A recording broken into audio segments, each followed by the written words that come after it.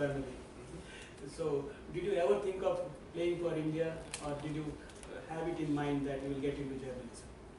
As I was growing up, I always wanted to play cricket for India. I just wanted to play cricket, I think. And then somewhere, when I was about 17, 18, I realized that maybe I was not good enough. That was a wake-up call. And, I think that's where I think you reach a stage when you're playing sport, when you realize that it's purely driven by merit and not by any lineage or anything else. And journalism just happened. I mean, I loved current affairs from the time I was very young. I was passionate about current affairs. I was trained to be a lawyer, and then when I came back to practice law, I realized law is also a lot of hard work. And I thought journalism seemed a much softer option at the time. But more than that, it was something which I was passionate about. I was genuinely passionate about news and current affairs. I could tell you in 1977 as a 12-year-old who had won which election in that year. So elections in particular was something I was very, very keen on. So I guess this was all part of it.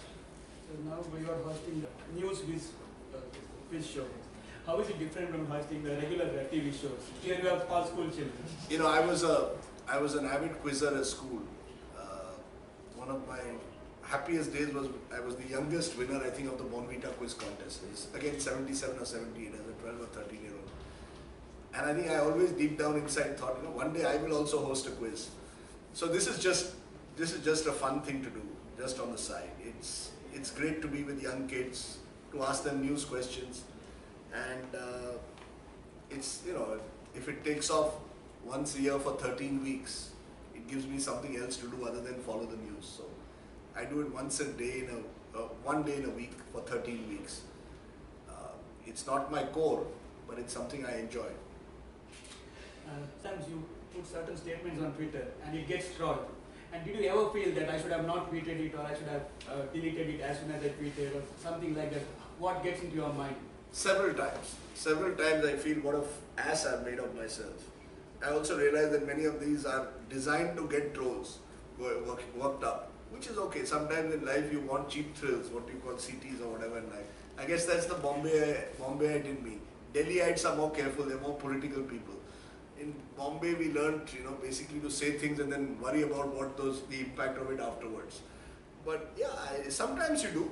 And other times, I saw Twitter. In fact, I came onto it only 4 or 5 years ago because a friend pushed me into it and said, you must communicate. We are in the age of 360-degree media. So I said, okay, we'll do it. And it can be addictive. But more importantly, I'm learning that you've got to use it wisely now. And I think hopefully as time goes on, I will use it less, but use it better. Now, which one would be getting more TRPs, if Hillary wins or if Trump wins? I'm in the US next month teaching actually, and I think obviously if Trump wins, it'll be a bigger story, But my sense at the moment is America is more intelligent than we might imagine. So hopefully, not that Hillary seems to be a great presidential candidate, but certainly Trump doesn't seem to be the right man to be leading a country at the moment. Madam Sagarika Ghosh and you, both of you are working for the same channel. Always where you are seeing views in sync, or were you in opposite directions sometimes? Or how did you sort it out? Well, when we were working in the same channel, it was never easy. She has much stronger views on most things than I do. I tend to be much more laid back. She has much tougher views, and coping with that was not easy. But that's life. It's something you learn to live with, you appreciate and respect. From CNN IBM, the 2 lines what you wrote to all your staff members, like what was the weightage of that, or what made you to write those 2 lines and then quit CNN IBM? It was emotional for me because you set up some, it's like, and I think I wrote it in that letter if I'm not mistaken, it's like sort of you produce a baby, the baby is now ready to walk and talk and grow, and you have to say goodbye to it. It's not easy, and whatever I wrote was based on my emotions at the time. It was honest, I felt it, and I wrote it, and I think that's the way to be. It still is something which I've I found it very difficult to come to terms with. It, I'm a regular guy. I didn't know how these various corporate politics and all work in the world around us, and I would have. So it's been very difficult to deal with, but it's. I think it's important that you recognize you have one life to lead, and you lead it according to a certain value system. Otherwise, you might as well be, happily run a pawn shop on the street. So how was your experience regarding about the book, the journey for when you authored the book 2014, the elections that changed India, and how was the post-response from the various political parties? I don't know. The Congress believed that the book was anti-Congress. I said, if you have won only 40 seats and I'm writing on the election of 42 seats, what do you expect? You can't expect the book to be nice about you. Some of Mr. Modi's supporters asked, why have you raised Gujarat? Because I said that Gujarat was where Mr. Modi's political career really took off. Politicians, I'm just happy that people seem to have appreciated the book. We've now translated into half a dozen languages, and particularly every time I go to Maharashtra to do a book function in Marathi, it's great to talk to people about, you get new audiences. So for me, that's been the happier part. What politicians have to say, I couldn't care less. Thank you, sir. Now over to Dr. Nandakishore. Yeah, though you confess that you're not an expert on foreign policy issues, these are more general views across the world. My first and foremost is, nationalism seems to be some sort of an important phenomena that we are seeing across the world. That nationalism might be emerging out of a refugee crisis, or it might be emerging out of a drug issue, or drug cartel issue, or it might be emerging out of corruption, it might be emerging out of any other thing, but it's been seen as a common phenomena across the world. Now, where I'm specifically trying to say is Europe, where we expected liberal values to be taking the forefront. But we are seeing of late nationalism has become a very important component. You see, Philippines, somebody comes to power as president by promising people that he will root out corruption, and he's getting rid of people on a daily basis, 49 per day. The count has gone beyond 1300. And he's daring the UN that's saying that you're worth nothing. So I'm just trying to highlight some of these issues. What are your comments probably on the issue of nationalism as an international phenomenon? Look, I think you raise perhaps the most critical issue of our times at the moment, because the last time we saw such an outpouring of nationalism across the world had to experience 2 world wars to deal with it and its fallout. I think fortunately, even though we have nuclear powers around us, I don't think nationalism is going to result in wars. The conflict is within countries. Europe is wrestling from within as to how do we deal with the refugee crisis. In a way, we in this country are dealing with how do you sort of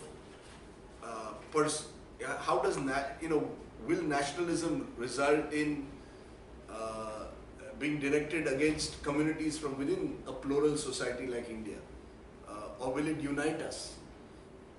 I think the challenge of our times is to appreciate that nationalism can be used in a positive and a negative sense. It can be used to ensure an element of renewal. It can renew us as a society, because you work towards a common cause which is positive. And we want India to become a superpower in the truest sense. And it can be used in a negative way, in the sense you say, my nationalism versus yours. And that, to my mind, divides us. When you talk of majoritarian nationalism, when you talk of when individuals believe they have a monopoly on what is nationalism. And I think that is the danger of nationalism, as we've seen through history. It's often been used as an instrument of violence, as an instrument of oppression, as an instrument of dividing people. And I would like to believe that we must recognize that, and recognize that nationalism should be used to harness the positive energies of society.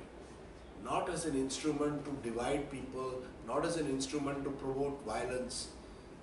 If we do, I think the world will be a better place. If we don't, I think the world is going to have all kinds of wars being fought, and the wars will not be in the World War style, but they will be with nuclear weapons, they will be with terrorism, as we've seen recently in that Bastille Day function. It just requires one man driving a truck to just go into a crowd, kill people, and you've got 100 innocent lives lost. So I think we've got to recognize that we must not allow nationalism to spur this kind of maddening conflicts that will only end up weakening the world.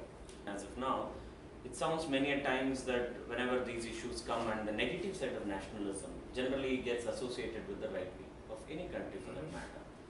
Now, when we associate such type of an issue, do you think liberalism is some sort of a given situation of the other crowd that we have across the world, or even the right wing can be part of the liberal state? No, I think liberals by their very nature tend to focus on individual rights and the power of the individual citizen. The right by its very nature likes to talk in terms of communities, nations, rather than the individual. Liberalism is on the retreat in large parts of the world. We cannot deny that. Is it in conflict with the right? To a large extent it is. I don't think we can deny that either. I think the liberals also have failed at times to have a certain clarity about what they stand for. And it's much easier to perhaps whip up passions in the name of nationalism than it is to create a sense of cohesiveness in the name of liberalism. Liberals by their very nature, when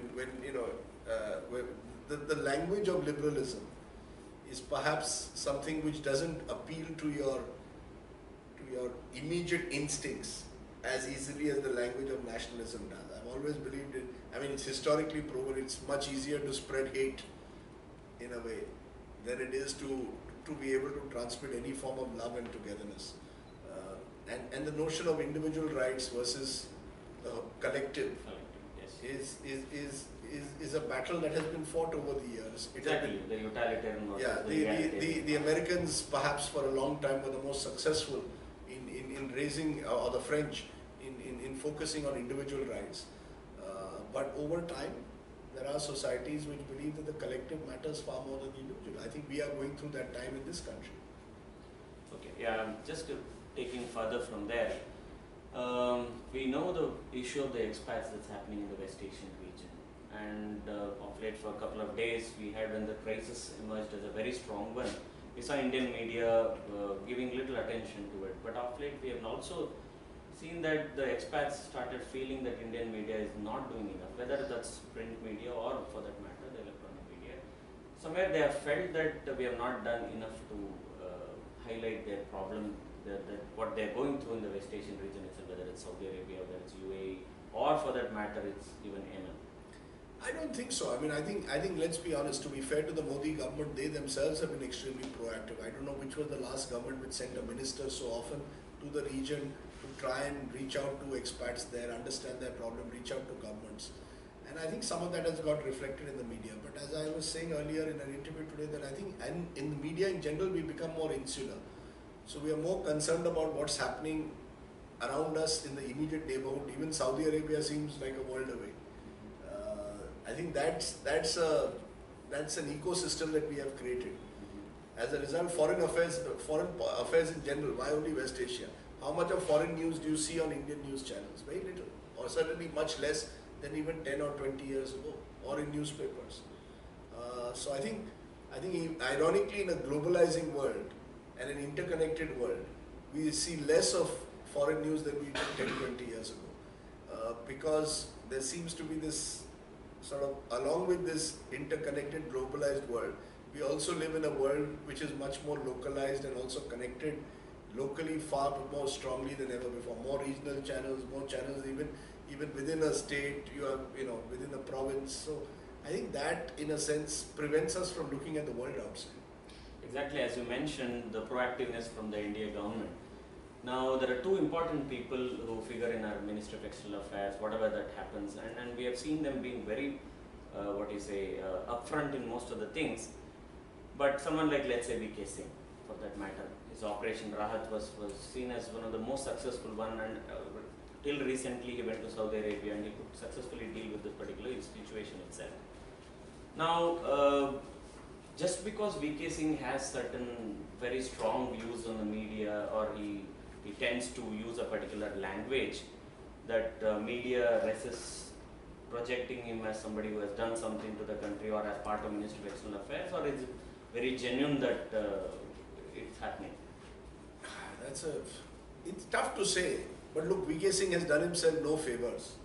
When you use words like prostitutes and all for journalists, I think you turn the backs up of a lot of people. V.K. Singh, is someone who has learned the art of making enemies rather quickly.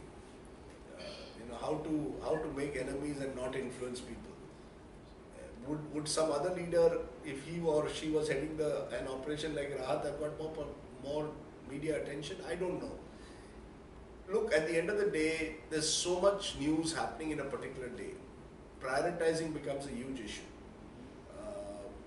Maybe if a minister was leading an operation domestically for flood relief, he or she might get far more attention today than someone leading an operation in Saudi Arabia. It's just the way the news is. I don't think it's about V.K. Singh. It's about the fact that, as I said, the vision and horizon of many news channels is often confined by geographical boundaries. Okay. Now, this particular government has come up with new terminology such as Act East, Neighborhood First. These are some of the components that have been very popularly used by this particular government. Now, do you think it's more of a rhetoric, or do you see something really concrete happening on the field? Look, as I said, I'm no expert on this, but if you just have to look at the neighborhood and tell me what is our neighborhood first policy resulted in. We've had a difficult, turbulent relationship with Nepal in the last 2 years.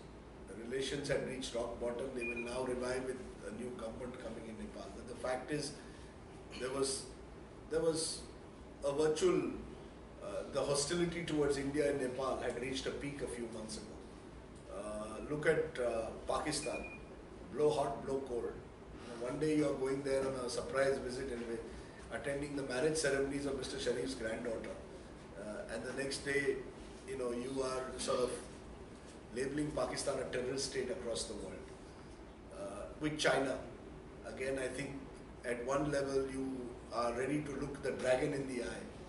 At another level, you want to increase your sort of nature of your economic relationship with China. I would say, apart from Bangladesh, you haven't really been able to succeed in your neighborhood first policy at the moment. Having said that, I think it's a good way forward. It should be, I think we should be looking to strengthen regional bodies. That's the way of the world. And probably last part of your comment, how important is ideology for journalism? Or is it not at all important? Look, I think it works. Is it important to sort of climb up the ladder in journalism? Not really. It doesn't really matter. Having said that, no, let me rephrase that. I think increasingly journalists are expected to be aligned to a particular political ideology and to wear their ideology on their sleeve. I'm sure journalists in a previous era were also had strong ideologies, but did not allow those ideologies to influence their journalism on a day-to-day basis. Now the ideology not only influences their journalism, it also decides on access, it decides on rewards, it decides on benefits that you will get as a journalist. So therefore, ideology matters perhaps more today in your career as a journalist than it did 20, 30 years ago. 20, 30 years ago, we knew who stood where, but they were all basically reporters. Today, you're not expected to be a reporter alone. You're expected to be an opinion maker, an opinion shaker. And as a result, you are expected to align to various individuals, not just ideologies. It's even individuals now. You are so-and-so's man. I don't think that was as true 30, 40 years ago as it is today. So ideology matters, but even individuals matter. Okay, I heard in the previous interview, somebody asking you a question, comparing Tayyip Erdogan to Modi. Do you think that's a realistic analysis, and can we ever compare what Erdogan is doing to Turkey to what Modi can do to India? Are we so weak as a democracy? That's the question. Look, we are a much more plural society than the Turks ever will be. We are much larger. We are a subcontinent-sized society. Historically, it's been proven that to rule India from Kashmir to Kanyakumari sounds nice, but it's never been done. The British were also much weaker in parts of the country than they were in others. I don't think you can beyond a point be a one individual, one ideology country. So I think there will be this constant. I would hasten slowly before making any such comparisons between an Erdogan and a Modi. And I think democracy is also, softening Mr. Modi along the edges. I know the Modi of 2016 is very different to the Narendra Modi I knew 20 years ago. And that's the power of democracy. He's forced to say, do things which he would perhaps never do 20 years ago. And that's good. That's a positive sign. A lot of geopolitical scholars say, as such, India is now seen as part of agenda setting. There is a new elevation that has come in the international forums for multilateral cooperation and such other things. And they say this is somewhere contributing to what we largely call as rising India, though every country, however superpower it is, it has internal contradictions. Even now racial killings happen in the United States. Nobody can deny that one. In Germany it happens. So, and West Asian countries are no way away from any of these things. Every country will have its own internal contradiction, no doubt about it. But given a particular scenario, do you think that post 2014, after Modi has taken over, there has been a push for this particular component of rising India, or do you think that we have become part of an agenda setting group in the international forum? Look, I think we should not minimize the idea of a rising India, but we should not exaggerate it either. Absolutely. It's not as if we are now in the front row of global politics just yet. But we certainly are an important player. I mean, there is little doubt that India is taken far more seriously today globally than it ever was. And it's a continuum. It's not as if it started in 2014. Over the years, as your economy has grown, as you've shown a steadfast commitment to certain democratic ideals, as you opened up your economy to the world, people are realizing the power of the Indian market, just the size of it. People are realizing the power of democratic values. As Indians go abroad and do very well in different parts of the world, people are realizing the power of Indian education. I think it's a gradual process. It's not overnight. And at the end of the day, let's not sit down there and say, we've arrived. Because the worry about India is always that. We believe we've arrived. The fact is we are still well behind many of the other world powers on most economic indicators. Just because you're growing at 7% at a time of a global slowdown doesn't mean that you've arrived. You are taken more seriously.